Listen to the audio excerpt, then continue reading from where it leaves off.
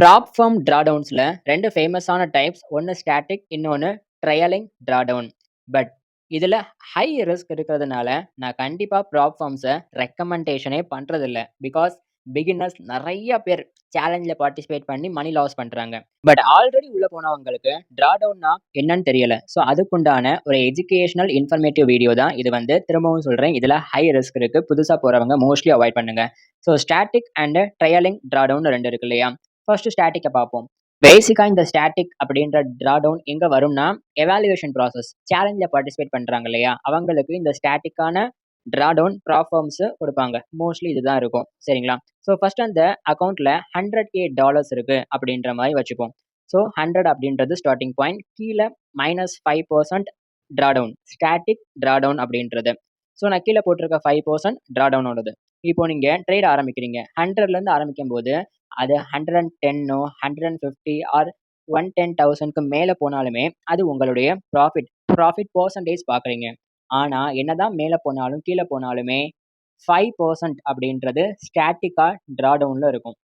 அதாவது $95,000 100Kக்கு ஆரம்பிக்கிறீங்க. $95,000 அப்படின்றது ஸ்டாட்டிக்கா இருக்கும். ஒன்ஸ் $95,000 போயிருச்சுன்னா உங்க அக்கவுண்ட் ஃபெயில்ட் ஆயிரும். அடுத்து ட்ரையலிங் ட்ராடவுன். இதுலயுமே இதே மாரி தான். நம்ம ஸ்டார்ட்டிங் பாயிண்ட் அப்படின்றத 100K அப்படின்றதே வச்சுக்குவோம். கீழ வந்தா மைனஸ், அதாவது ட்ராடவுன். மேல போனா பிளஸ் ப்ராஃபிட் பார்க்குறீங்க. இப்போ ஃபார் எக்ஸாம்பிள் இதுல மெயினான டிஃபரெண்ட் என்ன இருக்கும் அப்படின்னா, ஃபார் எக்ஸாம்பிள் டே 1 அண்ட் டே 2, டே 3 அப்படின்றத வச்சு பார்க்க போறோம். இப்போ டே 1 நீங்க 100Kலேருந்து ஸ்டார்ட் பண்றீங்க. ப்ராஃபிட் பார்க்கும்போது கிராஃப் மேல போகுதா? ப்ராஃபிட் பார்க்குறீங்க அப்படின்னா, இந்த மைனஸ்ல இருக்கிற 5% அப்படின்ற ட்ராடவுனுமே மேல வரும். அதாவது உங்களுடைய பீக் பிரைஸ்ல இருந்து கீழ 5% அப்படின்றத கால்குலேட் பண்றாங்க. ஆனா நீங்க அங்க இருந்து மேபி லாஸ் பார்க்க ஆரம்பிக்கிறீங்க மொமெண்டம்ல அப்படின்னா, உங்களுடைய ட்ராடவுன் ஸ்டாட்டிக் ஆகும். ஒன்ஸ் நீங்க அந்த ப்ராஃபிட்ல பீக்க பார்த்திருப்பீங்க இல்லையா? அந்த பீக்க தாண்டி பிரேக் டவுன் ஆகுற வரைக்கும் உங்களுடைய ட்ராடவுன் ஸ்டாட்டிக்கா இருக்கும்.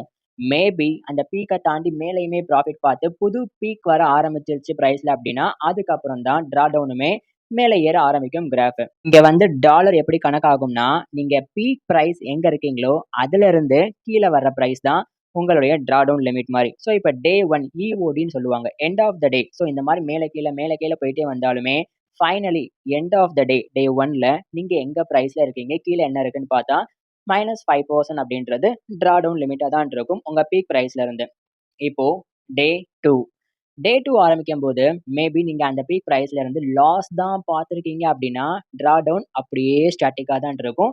அந்த இஓடி முடியும்போது அந்த கேப் குறைஞ்சிருக்கும். பிகாஸ் நீங்க டே 2ல ப்ராஃபிட் பார்க்கல, லாஸ் பார்த்துருக்கீங்க.